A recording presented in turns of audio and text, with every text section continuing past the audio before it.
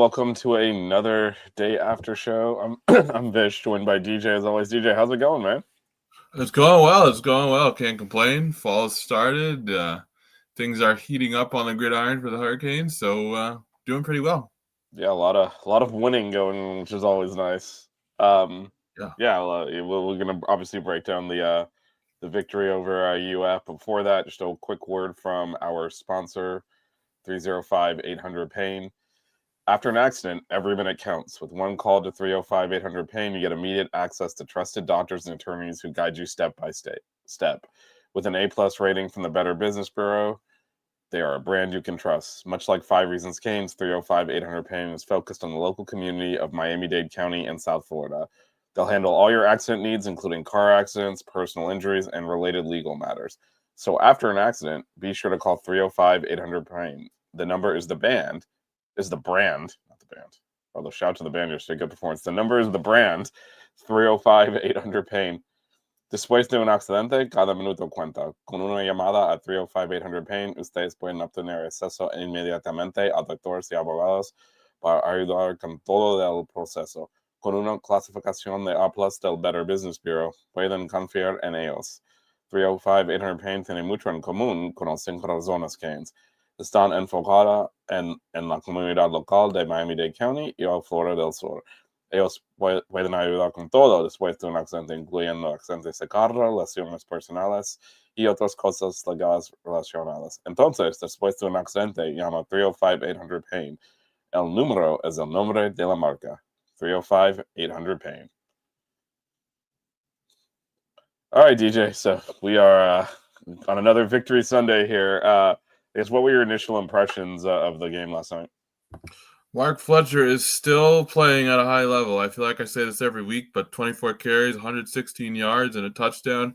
It seems like he can find the end zone at will, and he's done that pretty much so far this season. He's had a touchdown in all but the opener against Notre Dame. He had back-to-back 2 touchdown games against Bethune-Cookman and USF. So, I mean, we were all worried. You and I were screaming that we better hope that they run the football this season, and they have. And he's done it at a high level. And 5.9 yards per carry, I have no complaints about that whatsoever. Yeah, like you and I both had that concern because last year it felt like the team was a little pass happy. They are committed to just running the ball down your throat this year, and it has played off well for them. I think for me, the big takeaway is just the defense just completely choked the life out of Florida. I mean, if we look at the team stats, it's even more kind of jarring, the separation here. But I mean, this is very one-sided. For especially in the third quarter, the score was a lot closer in the game, but outgained the opponent by 200+ yards and hold them to 140. It's pretty damn good. So yeah, UF did not convert a third down.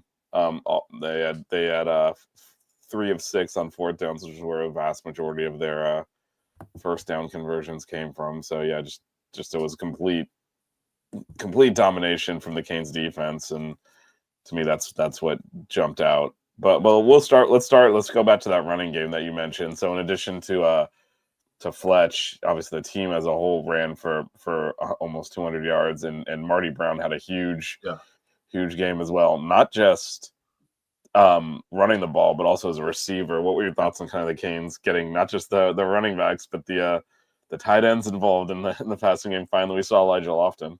I love it. And it made me think, where the heck was this first couple games? No, it's hard to really complain about anything. But Shamar Brown, we were also wondering preseason where he was going to fit. We were kind of wondering, we had Fletcher, we had Jordan Lyle. Where was he going to fit in this running back room, and what kind of role is he going to have? We're starting to see it. He's that, again, I call him the closer back like I have before, and he did a lot more than that on Saturday night. He was also a stout receiver, as you mentioned, 4 catches, over 50 yards. So he's carving out a role for himself in the backfield, and he's producing at a high level. So, when you talk about the running back position in general, it's always really good to have depth, because you never know, when injuries are going to pile up. And I think we had that problem. What was it? 3 seasons ago or something like that. But anyway, Yeah. Brown has been playing really well. I've been really impressed with what he's been able to do, and we got him involved in the passing game and getting the tight ends involved. I mean, they're just really good weapons for any quarterback to have. So, not necessarily the explosive passing offensive game from Miami, but we were still able to get guys involved. Yeah, and I think it was a situation where, I think it felt like the passing game. We'll talk about the passing game. So it was a little out of sync. Yeah. From the running standpoint, it wasn't. There weren't a lot of big plays. It was methodical. It was a lot of that 4 to 5 yard range, and that's why when the offense got bogged down a little bit, it was Yeah. even Mario talked about this in the post game, like a false start, and then you're just kind of screwed. There was something going on with the snapping. There was quite a few Yeah. center penalties that like are not common, but he talked a lot about how, hey, that's what kind of bogged the offense down, because it was a methodical game. It wasn't like, oh wow, there's 30-yard chunk here and there.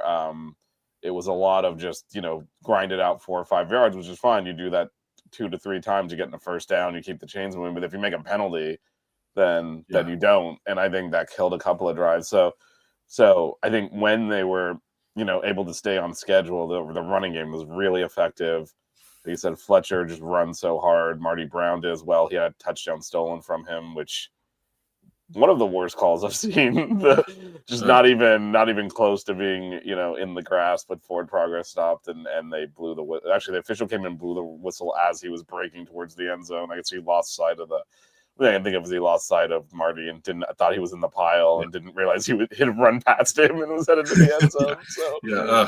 So that did. So his stats, even though it's 18 for 80 and 2 touchdowns, it should have another carry, actually 100%. Not another carry because the carry counted, but another like 35 yards on that and another touchdown. And he had a really actually on the drive that iced it, in that first down play, he made that kind of through the screen. It was a really good play call. We don't run a lot of traditional running back screen passes, like the old school screen passes, but we ran one and it really worked well. But it worked because Marty Brown made a great one-handed catch on a ball that was thrown behind him. So yeah, I think he's a complete back. It was a great addition to that running back room. And this team has survived some injuries there now because Jordan Lyle is not healthy, and they're still able to play through it. That's because of Marty Brown. So big shout out to him. And as you said, Fletch, both of them running hard, and that offensive line just wore the Gators out. So that was good to see. Now you mentioned the wasn't an explosive passing game. It was it looked out of sorts most of the game. Yeah. I don't know what you thought there. It didn't look pretty, and I was being kind of friendly when I said not explosive, but it didn't look pretty, and I'm not sure exactly why, because when you look at the previous weeks, things were just flying everywhere. Everybody, talking about great catches here and there. I'm not sure what happened this week, but kind of on the other side of the coin, the fact that we were able to grind it out with the rushing attack, and I don't want to stray too far away from the passing game, but the fact that we were able to grind it out with the rushing attack and kind of play that slow burn type of game, 4 or 5 yards a carry, was also encouraging, because I'm not sure we would have seen something like that last year. But yeah, the passing attack was a little bit concerning. And again, we won handedly, so it's hard to really complain. But as we get deeper into the schedule and college football playoff, I mean, you're hoping that some of those issues get fixed, particularly the snapping. Yeah, I feel like the snapping will be a one-off. Yeah, it did. It was kind of just, it felt out of rhythm a little. The interception he kind of threw behind the receiver if he let him. Might have been able to complete it in there. There's also room to run there, but I'm fine with him, pushing the ball down the field when there's a play to be made. Mm-hmm. CJ Daniels had a pretty bad drop on a third down that would have kept the drive alive, and obviously he's catches everything normally, so not great there. It felt a little bit off, but I mean, also we should look. UF is what they are as a team and a program right now. Their defense is really good, and especially their pass defense. So yeah, I thought they were. Yeah, and that's in previous games as well. I mean, they're giving up coming into this game 12 points a game on defense. Because again, last week against LSU, there was a pick six. Against USF, there was a safety when the punter snapped the ball on the snap when they snapped it through the end zone. So so their defense is really stout too. So some credit to them as well. But yeah, it did feel like some throws were being missed and just felt out of sync. Other than, as we mentioned a little bit earlier, they finally got Elijah Loft involved. I like the way we moved him around. Caught him the ball in some interesting spots, some key conversions. This is obviously his best game of the year, and I feel like his role is going to expand as the year kind of progresses. It finally got him involved a little bit there, so that was good to see. But yeah, I mean, it's not. I mean, you can look at the stats are right in front of us, right? 17 completions and 8 were to running backs and tight ends. That's not necessarily a problem, but that's not how the team has been playing. In fact, last week everyone was like, why aren't you throwing to the tight end and running backs more? And now it was half the completion. So a little bit of a change there. Yeah, and it's going to be interesting to see if they feature that more in addition to, hopefully, a more explosive offense and a better, brand of offense moving forward. But, when you look at, DJ Lagway, 2.7 yards per pass. I mean, we're going to talk about the defense in a second, but I totally, it's one of those things where I know that I think where you're going is how you got to kind of play conservative offensively when the other team's offense is playing like that. The last thing you want to do is like give them points. Yeah. And so, yeah, I will say too, I mean, look, it ended up not mattering the final result, but that touchdown that was 20-0 if they didn't steal the touchdown. And then the game is it probably goes to 40. And it's just I think that the thing collapses when that got stolen. Then immediately that was Florida's only drive of the game. Actually, they went down and got that touchdown. Then it's a 6-point game and everything tightens up a bit. Yeah. So I thought that was a huge could have been a turning point. Again, the Miami team is just way better, so they saw the game out anyway. But that whole sequence, I mean, this is a 19-point game where there was a huge 14-point swing right in the middle of the third quarter erroneously because of an officiating error, and you still win by 19. That's not, I know everyone wants to score a touchdown every drive and all that. That was a pretty damn good day at the office when you can get screwed like that pretty egregiously and not have it really impact anything. Yeah, and I get that this group is becoming a little bit smaller. I know people are high on DJ Lagway, but I really just don't see it. And that's not even me being a Miami fan. I just never really understood the hype. And, Saturday night just was a reaffirmation of that to me. Yeah, for him, he looks scared of throwing interceptions. Yep. And you can't play quarterback like that. And if you look, the stats are there, like you said, he's 12 of 23 for 61 yards and took 0 chances with the ball. And when he kept missing to the sideline and out of bounds, almost like he was afraid of throwing it in the field because then it might get intercepted. It's a lot of guy open in the flat and he just throws it 5 yards and out of bounds because he just doesn't want it. It felt like he was afraid that someone's going to step in front and intercept it. And so, yeah, I think it's in his head now. But I agree with you. I was never, I thought he was overhyped coming into the year. I mean, if you watched him play last year, they won those games towards the end of the year. He played well a few times, but a lot of the time, this is what we saw. And so coming into the year when everyone was hyping him up and saying, oh, he's, the best quarterback in the country or one of them. And he had never actually shown that. And so it presupposed a leap in his performance, and that just hasn't happened. And so that's why we're seeing what we're seeing, because again, he's going against some of the better defenses in the country the last 2 weeks. So I was gonna say, granted, number 3 LSU and number 4 Miami isn't exactly an easy slate to get comfortable with back to back, but I mean, 5 interceptions. You have to wonder if that was lingering in his head from the LSU game last week. I think it was because he did not look like he wanted to take any chances with the football, and that's why you have the egregiously low yards per attempt, because he's just I'm not taking any chances, and that's why he missed. It looked like he didn't know how to throw a football sometimes because he was sailing it so far out of bounds. But I think a lot of that was, I don't want to get this intercepted. you know what they say, like throw it where it can't be intercepted. You can't do that on every pass.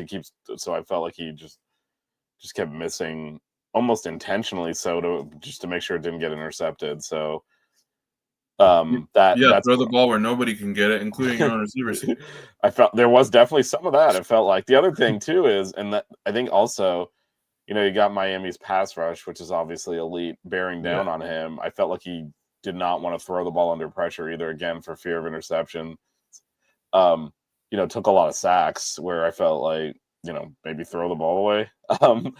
But I think he just was so gun shy, like you said. I don't know if that LSU game broke him. But again, we saw these inconsistencies from him last year, and I feel like people just ignored them coming into the year. And like, oh no, he's the greatest thing since sliced bread. Like, hasn't. If he takes a leap, he's got some tools. If he takes a leap up in performance, but he hasn't actually played well. And now he's, as we said, with this schedule, you don't play well, this is what happens. Yeah, no, I feel like he's still very raw. I feel like the talent could be there, but I feel like he's not fully developed yet. And, just as a general statement, Miami's defensive line is really, really good. But when you can't establish the running game either, Baugh had the touchdown, but 12 carries for 46 yards, 80 yards on the ground in total.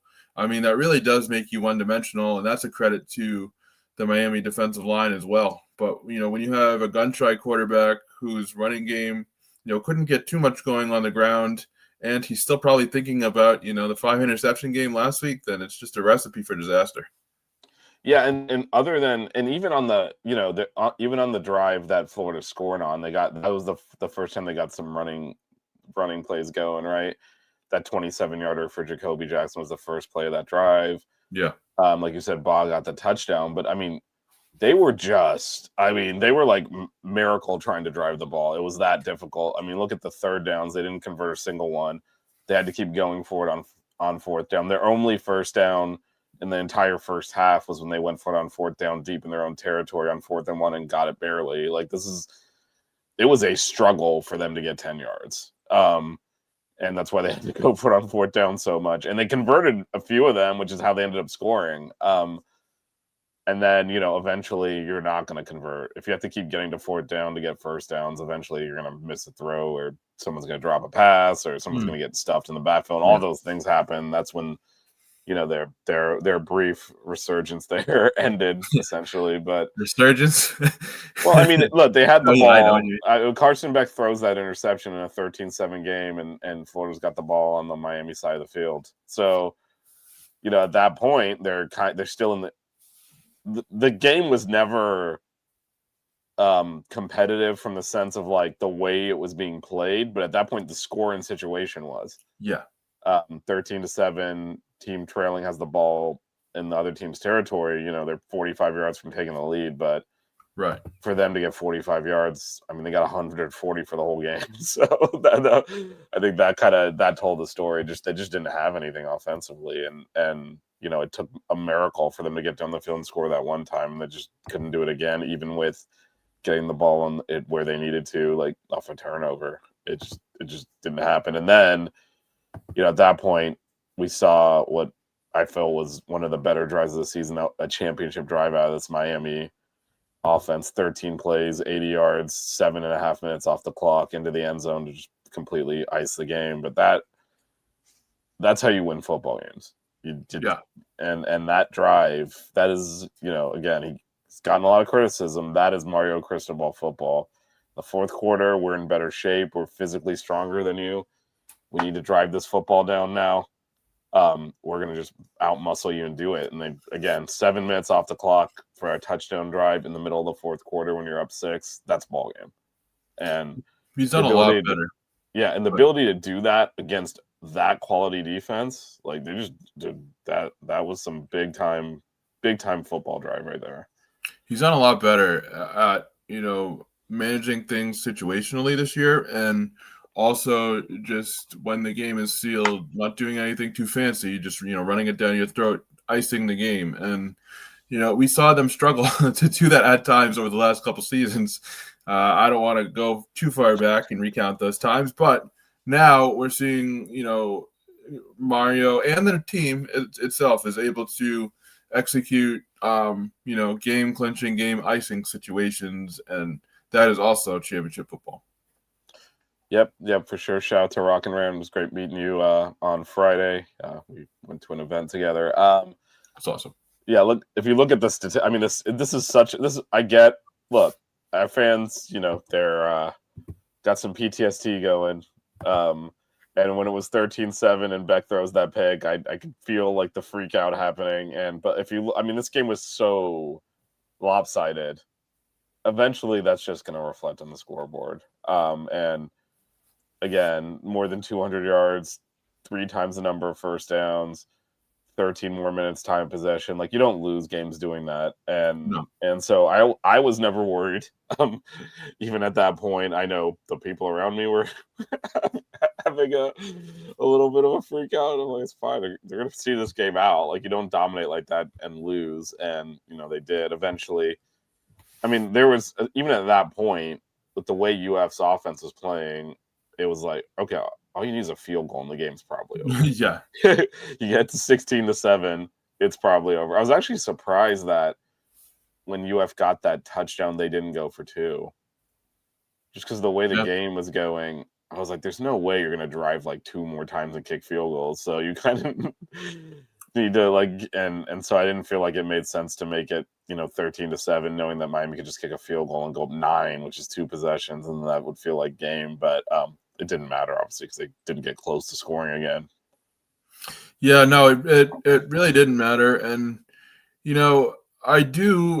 I'm not necessarily worried per se, but I do think, Beck's interceptions are something to keep an eye on. And it's not like he makes these egregious throws all the time, and, he makes poor decisions. But, 3 interceptions in the last 2 games. I wonder, once the competition gets a little bit better, down the road, if that's something to watch, or if it's just a matter of getting in sync with his receivers. Like last night, the offense did struggle, so I'm wondering if it's just a one-off type of thing. I mean, did they struggle though? 350 yards, No. 190 on the ground. Like, I don't know.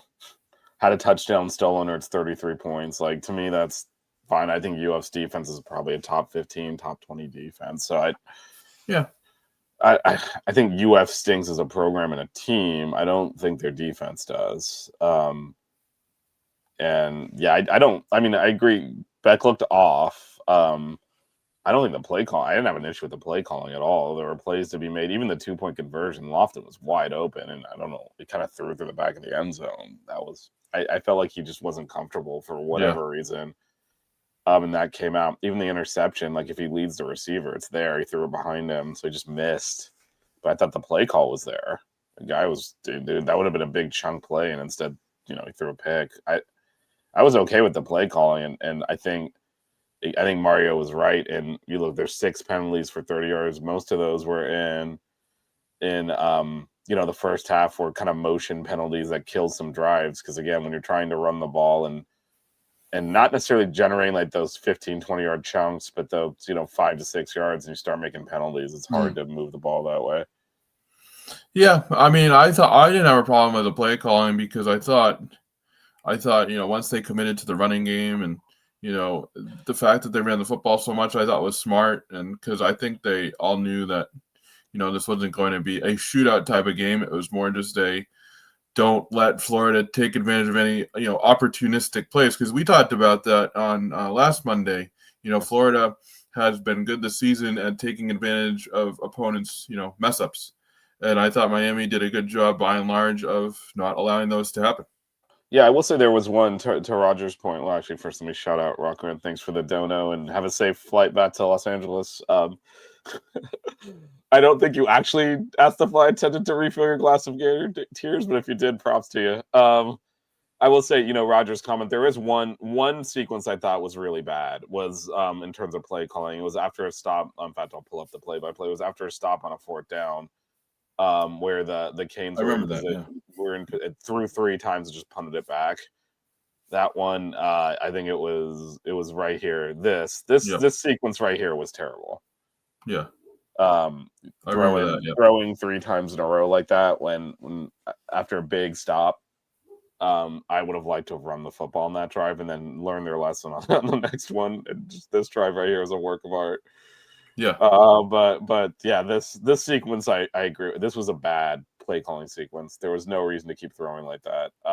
When you just made that stop on fourth down, opportunity to kind of grind on them, instead threw three times and gave them the ball right back. That one I would agree with, but I thought overall the play calling was fine. Yeah. Yeah, no, that drive, I remember watching it, and I'm like, what the heck are they doing? But overall, I thought the play calling was pretty good. Yeah, and again, I think a lot of it is when you see. I mean, it was just. I know the score was we were one maybe defender falling down away from being down a point, but it's just when you saw DJ Logway and the way he was playing, it just felt like there's no way this man's going to drive this team down. So Yeah. just being conservative kind of made sense, and eventually they wore out. Again, it's obvious it's Miami. It's very humid, and that time of possession domination in the first half pays off at the end of the third, beginning of the fourth quarter, that time frame, and that's exactly what happened. Yeah. And then you could feel Florida break. Frankly, I mean, Mario doesn't kneel the ball at the end of the game. They're going to go and score again. Like, it was that you could feel like they just ran out of gas. Florida did in the fourth quarter. They weren't prepared for the physicality of that game for four quarters, and they got basically three-ish quarters out of them. And then that last drive, that's when you started to see yards after contact on pretty much every run. And that's when the 3 and 4 yards turned into bigger chunks. It was just Florida, I think, wore down. And that again, that is Mario Cristobal football. You can love or hate him, but that is by design. This is not like a fluke that this is the way this team plays. It's by design. Yeah, we're seeing more physicality this year than I think in any of the previous years. No, this is the way he wants to play, from good blocking to punishing running to inviting contact like Fletcher has done multiple times this season, to creating long drives to completely wear down the opposing defense. Like, this is what he wants to do, and he's finally got the players to be able to do it. Yeah, and the other thing, and I know in the first half kicked a couple of field goals, including a long one. Shout out to Carter Davis, by the way. We were very worried about that. We just assumed it would be Burt Auburn kicking, but we were very worried about the kickers. He's just right up the damn middle on these long kicks. And I watched back some of the I was at the game, so I didn't hear the commentators at the game. I watched back some of it, and it was, after he makes that field goal, Fowler's like, it's hard to believe those are his numbers from FAU, because he was like 2 of 10 or something ridiculous. It was very poor, and now he hasn't missed a kick, and like he's clearly confident and just group. I mean, that kick was easily good from another 10 yards back, and it was right up the middle. It wasn't even close to missing. I mean, so far, knock on wood, he's been excellent. He has been really good, and totally a pleasant surprise. But the other thing is, when you run the ball the way Miami is able to, you can finish drives. It's easier to be methodical and slow when one, you have the defense to back it up, because if you're going to play that way, you cannot do that and then have the defense immediately give up a big touchdown, and then you have to try and do it again, because it takes away your margin for error.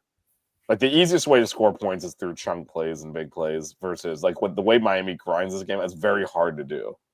Absolutely. They're set up to do it, but it's very hard to do. So if you have a defense that's not able to make stops, and you're sitting there saying, "Oh, we're gonna go like that drive that we're praising, 13 plays, 80 yards, 7 minutes." Like last year, it would take the other team 30 seconds to score back, and it's like, well, crap, all that effort, it's back where it was. Yeah. And so when you have a defense that's good, it's easier to be patient, because I know you said this is kind of the first time we've really got to this level of being able to grind it out. It's easy to be patient when your defense is also going to get stops. So you're fine playing games like this, 20-something to 7. Like, it's fine. Last year, 7 was not realistic. Holding a team to 7, and so then you have to play faster, because you have to score more points.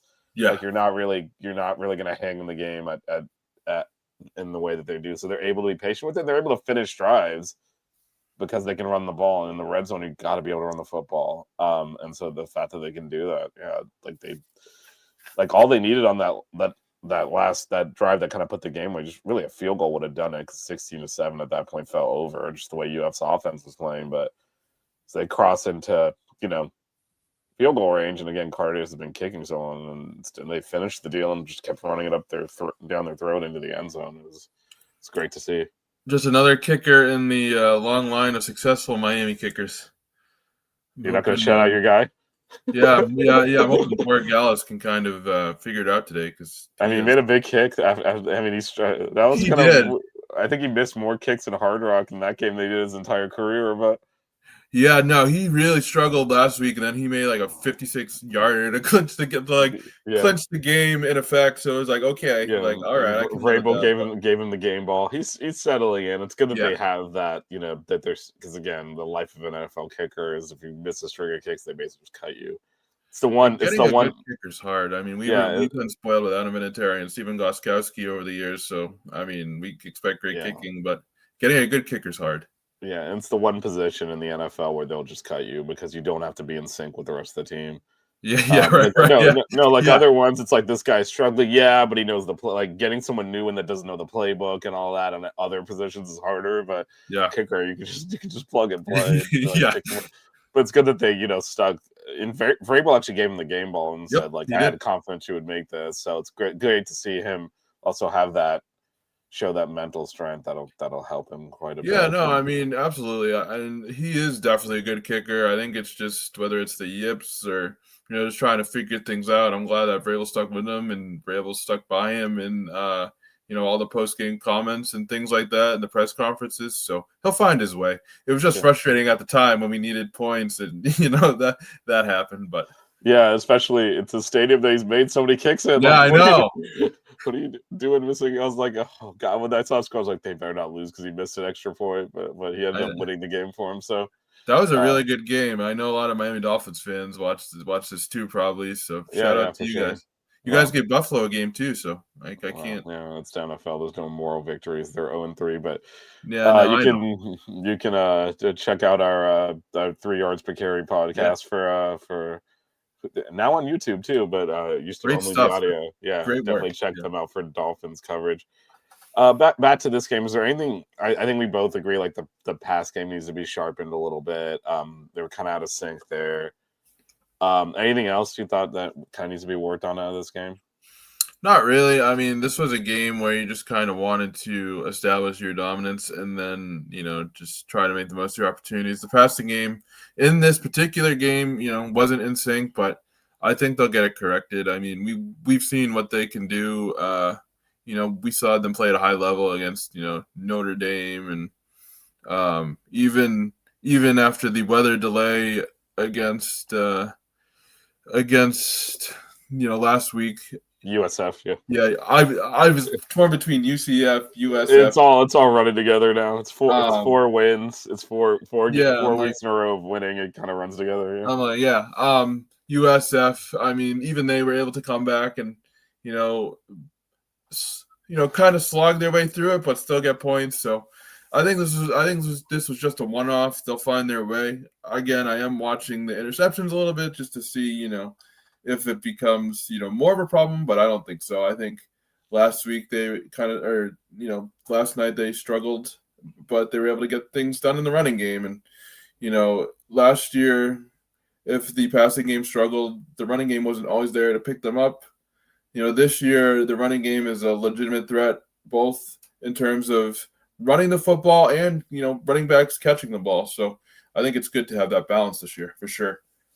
Yeah, and there were, I know a lot of this was to the running back, but that drive did include, some big. This drive did include some big throws from Carson Beck, including the one to Lofton up the seam, which kind of put the Canes into field goal range. And at that point, it's just okay, just run the ball and either score a touchdown or kick the field goal, and the game's over either way. But there were 3 completions. That was by far his best drive, also. So I think, obviously, look, if there are teams that are going to be better. Actually, maybe not, but I think the idea is no. But if the running game gets stuck at some point, he's going to have to be better than this. But I think to your point, I think he will be, and I think it's really important that he made those throws on that last drive, because you're not always going to be on fire. You're not always going to be in sync. There's going to be rough patches throughout. It's a lot of games. There's going to be rough patches. The fourth game in a row without a bye week. 3 of them are against ranked teams that the Canes have played. So it's been a lot of high stress football. And eventually, you're going to miss some throws here and there. I'm not really worried about that, but I thought it was a really good sign that he stuck with it, didn't lose confidence even after the pick, because it would have been very easy to be shaken there and be like, hey, we're up 13-7. Yeah. I'm going to be very conservative. So, like I say, made 3 big throws on that drive that kind of clinched the game. So that ability, that'll pay off down the road. That ability to kind of just erase and like just stick with the game and just stay in the game. Because we saw the other quarterback not do that. Yeah, and you can see the difference. Like Lagway could not make those throws that Beck was making on the last drive. He just didn't have it mentally. So that was that I think is, look, I'd rather have him, go 29 out of 30 for 400 yards and 5 touchdowns, but like it's good that he's able to kind of play through a game where clearly like he wasn't his best, and I don't think the receivers were their best. I think it was just one of those, it was a slog for the passing game. That's great to see that he was able to kind of stick with it mentally and still make some big throws down the stretch to ice the game. Because again, you're gonna, over the course of a long season, you're gonna run through these games where it's just not all clicking. Which is why it's important again that this team is built around the offensive line. You can always kind of lean back on, we can run the ball, be physical. As long as that's working, it takes a lot of pressure off of everyone, and that was working. So. Yeah, and I do think this is probably their toughest part of the schedule, which is interesting to say because it's been the beginning of the season. Obviously, that FSU game looms large, but I do think this is one of the more difficult stretches, and he's played well. All things considered, so he's played really well. So yeah, and we'll see. It's entering an odd part of the schedule, like you said. So the 4 games in a row, all at home, or in the rear view. Canes are obviously 4-0. Could not have gone better so far. Like the only game that was even competitive was Notre Dame. And even in that game, I think a lot of our fans were, they were complaining that the team went into a shell. They should have blown them out. Whether or not that's fair, I don't know. But that was a game where it felt like the Canes were clearly the better team against a top 5 team. I know they've lost again since then. USF surprisingly was ranked, blew them out. Florida just physically dominated them. So I think through 4 games, like, I don't think it could have gone much better for this team. But now it gets into a weird part of the schedule. Obviously a bye week, then at FSU, then another bye week, then Louisville on a Friday. So it's a little bit of an odd series of weeks there. And then you get back into just games every Saturday through the end of the season. But yeah, this next game, obviously we'll have multiple 6 Rings Cane shows before the FSU game, so there'll be plenty of time to break that down. But that's going to be that's probably the toughest game left on the schedule. Obviously Syracuse went and won at Clemson yesterday, so we'll see. Clemson is a fraud. Yeah, Clemson stinks. So I don't know what that, because Syracuse obviously already got blown out by Tennessee, so. I don't think they're anything special. Georgia Tech looks legitimately like Georgia Tech is they're the probably similar, maybe a little bit better version of the team they were last year. And the pain in the ass with Georgia Tech is they're also very physical, and they they control the line of scrimmage. They're really well coached. They're not gonna lose the game. You have to beat them. And it's hard to beat people when they're just very fundamentally sound and physical and kind of do big mistakes. But that said, the Canes don't play them, so that one. So they missed that one. NC State's kind of CJ Bailey looks pretty good, but I don't know. It feels like this next. The Canes will be heavily favored in every game the rest of the way, even Florida State on the road. We'll see if they just stick with it and keep. Being physical and keep, focused. This team really is kind of on another level from the rest of their opponents. So I kind of wish we didn't get College Game Day this week and they saved it for FSU. Oh, they still might do it for FSU because that's in Tallahassee. 2 weeks in a row? Well, it's not 2 weeks in a row. There's a bye week in the middle, but that's also not here. So that's on the road. So it'll be a completely different venue. I'd be surprised, frankly, if it's not there that week. I don't think Florida deserved college game day. I don't think You but there weren't. I mean, if you look at the schedule yeah. yesterday, I think that dictated there wasn't really any. Were they going to go to Missouri and South Carolina or Oklahoma, Auburn were the only other. Texas Tech and Utah. That ended up being a good game, but I don't know if they go to. I Yeah, don't no, know if they go to Utah. isn't that was that a bit? That was a Fox game, right? Or was it? So Yeah. So they yeah, tend they to not definitely do would go that there. unless they have to. Like when it was Texas, Ohio State, they did because it was it's 1 versus 2 or whatever. But I don't think they were gonna. I think there just weren't a lot of good options, and Miami knows how to put a show on. So as everyone saw, we're our fans get a lot of criticism, but we are very good at doing big events, and Yeah. that went off really well. And so yeah, but again, I would be. I mean, we can actually while we're here, let me just pull back here for a second, and we will. I'll grab the. We'll see what's on the docket for 2 weeks from now to see if what the likelihood of game day in Tallahassee will be.